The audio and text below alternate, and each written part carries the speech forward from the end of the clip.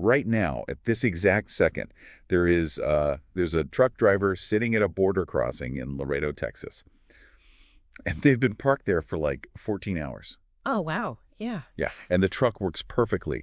The driver has plenty of hours left on their clock.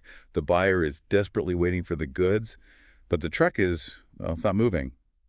And it's all because of a single missing digital signature on a form that details the country of origin for the metal used in the trailer's mud flaps. I mean, it sounds completely absurd when you frame it like that, I, but that is the reality of modern freight. We have this tendency, to view logistics as purely physical, just rubber meeting the road. right. But that physical movement is entirely at the mercy of this massive, invisible legal framework. And that framework is exactly what we are unpacking today. So welcome to the deep dive. Our mission today is to take this massive stack of research, articles, and data detailing trade compliance and tariff services in the global Mhm. trucking industry and just uncover how moving freight has evolved. Yeah, it's changed so much. It really has. I mean, Mhm. going from simply driving a truck from point A to point B into navigating this high-stakes, highly regulated geopolitical obstacle course. Hmm. And for you listening, we're getting into this because this isn't just back office paperwork, right? This invisible machinery dictates stock shortages at your local store and, well, directly decides the price of nearly everything you buy. Exactly. I mean, without compliance, the physical freight literally does not move. It Got it. ceases to be a logistics network and just becomes the world's most expensive parking lot. Okay, so let's unpack this. I'm trying to picture how this actually works in practice. If the trucking industry is the physical internet delivering the goods we need, tariffs and customs compliance act like, well, they're the complex firewalls, right? Yeah, that's a great way to put it. Every single shipment has to get through that firewall, or the data, or the freight, in this case, just gets blocked. I really like that. It's a great analogy because a firewall doesn't just, block things randomly.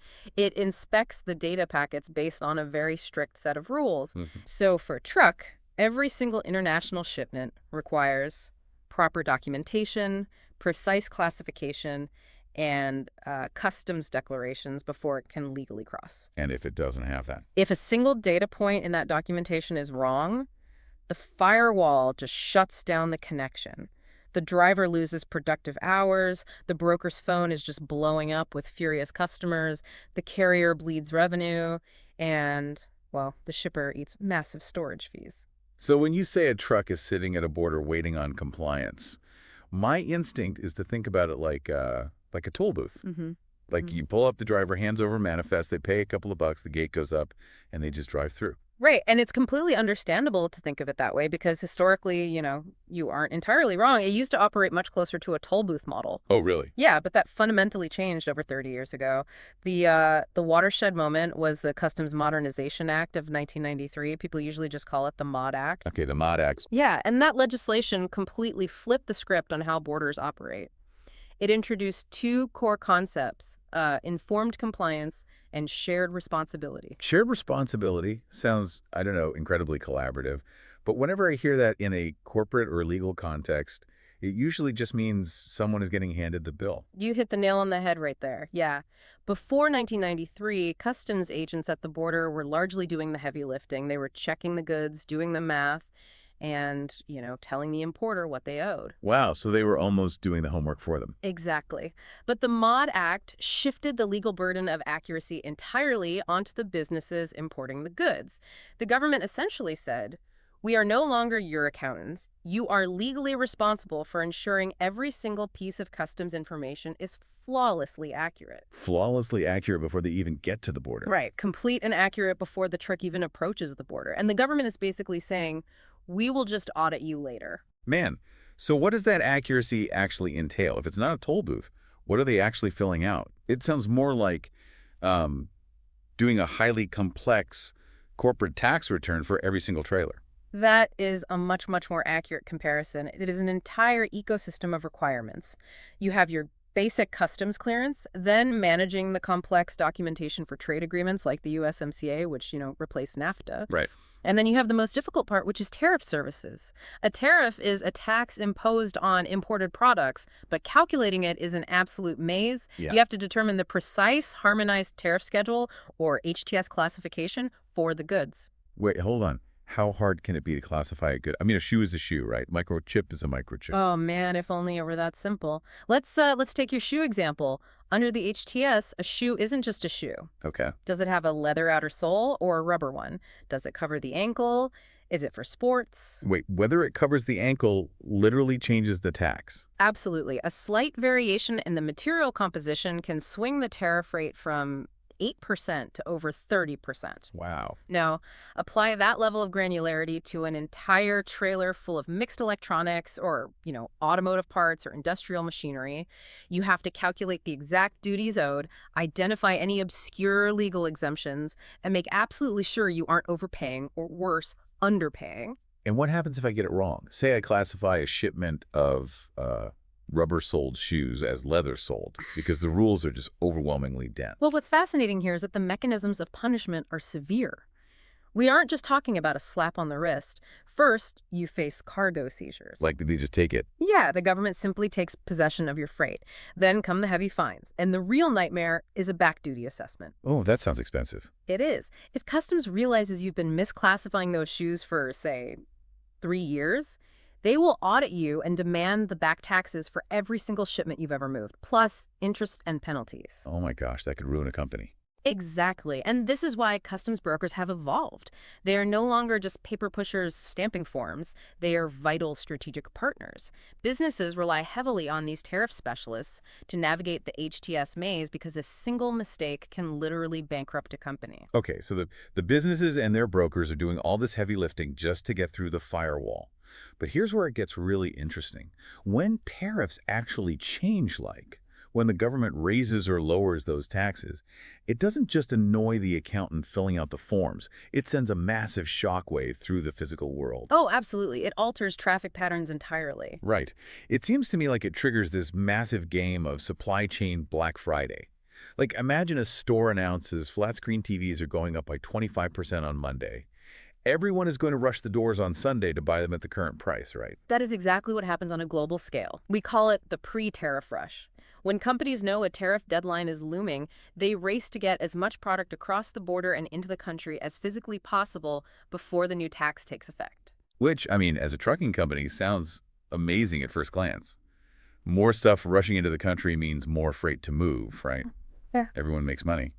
In theory, yes. But mechanically, it breaks the system. Take drayage operations, for example.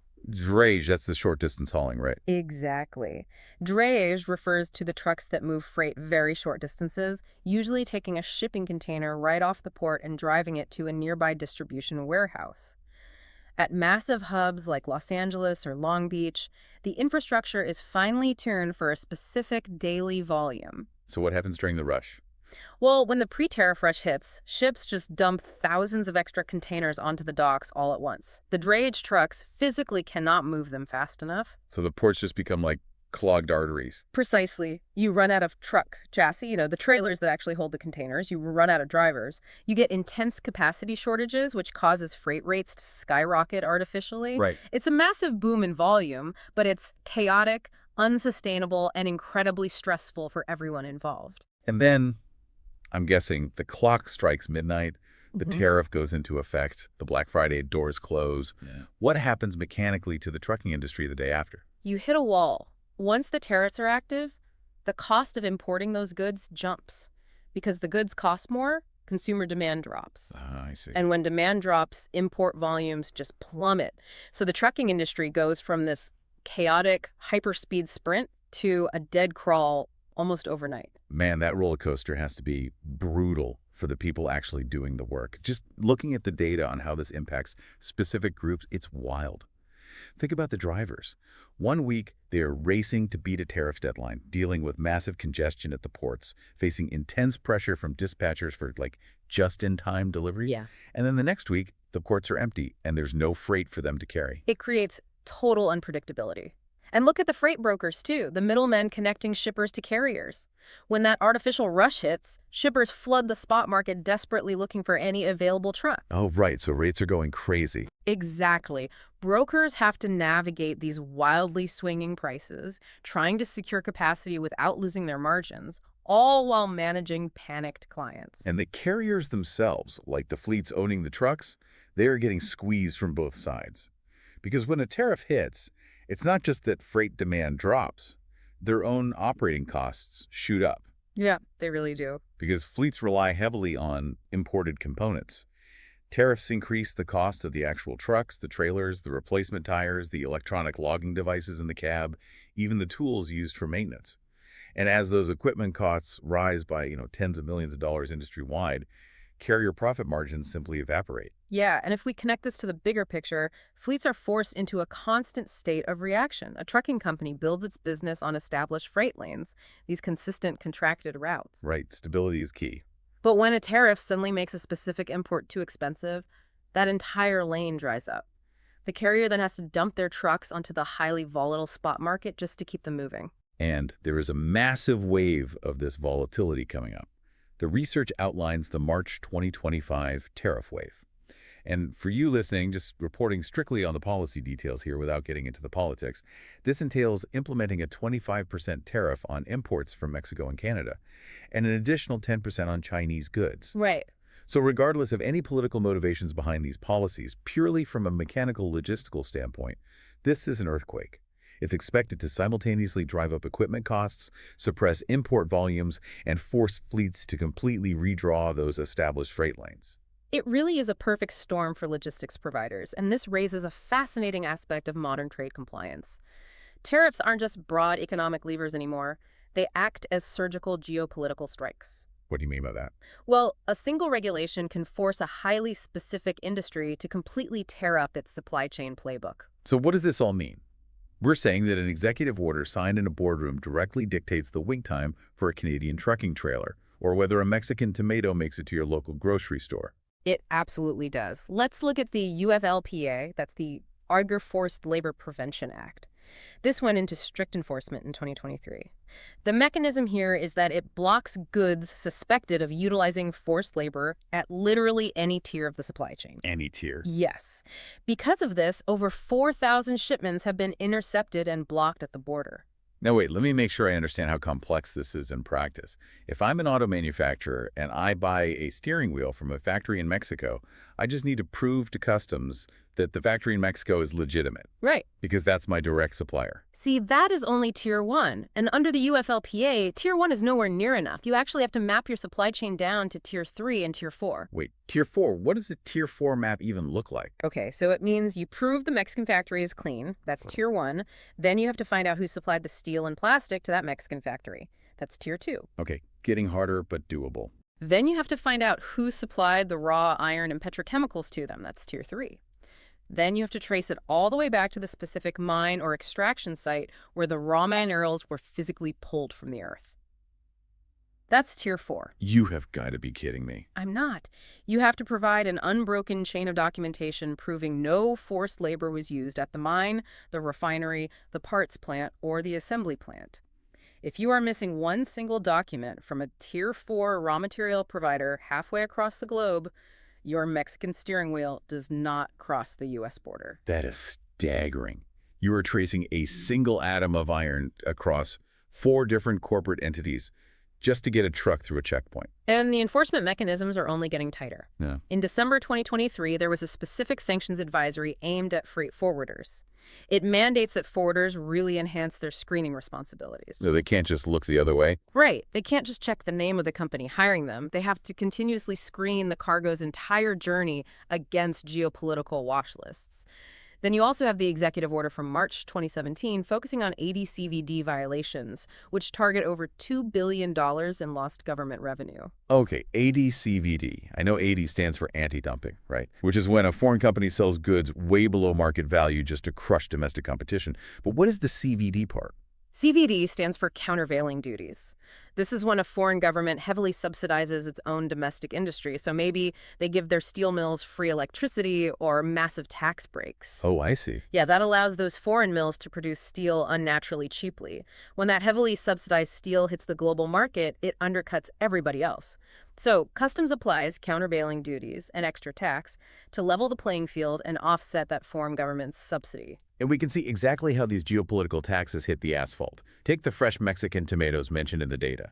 They're facing a 17% U.S. tariff. Now, 70% doesn't just mean tomatoes cost a few cents more at the store. No, it has a huge operational impact. Exactly, because agricultural logistics are incredibly time-sensitive. Tomatoes rot, so time is literally money. That 17% tax is fundamentally breaking the profit model for cross-border growers. The friction at the border combined with the tariff is so high that growers are considering pivoting entirely to domestic production. Which completely reroutes thousands of refrigerated trucks. It erases old freight lanes and creates new ones overnight. And, it impacts heavy manufacturing just as severely. Look at Canadian trailer manufacturers. What's happening with them? They rely heavily on raw materials like steel and aluminum. They are dealing with Section 232 national security tariffs combined with the AD/CVD duties we just talked about. But wait, how does taxing steel impact a trucking fleet trying to buy a finished trailer? Doesn't the Canadian manufacturer just build it in Canada? Well, the North American supply chain is deeply intertwined. The steel might be imported, heavily taxed upon entry, then manufactured into a trailer component, then moved across a border again. Every time it hits a customs checkpoint, it's subject to review, potential audits, and duties. That sounds like a logistical nightmare. It is. Because the raw materials are caught in this geopolitical web, the Canadian manufacturers literally cannot acquire the parts fast enough or cheaply enough to build the trailers.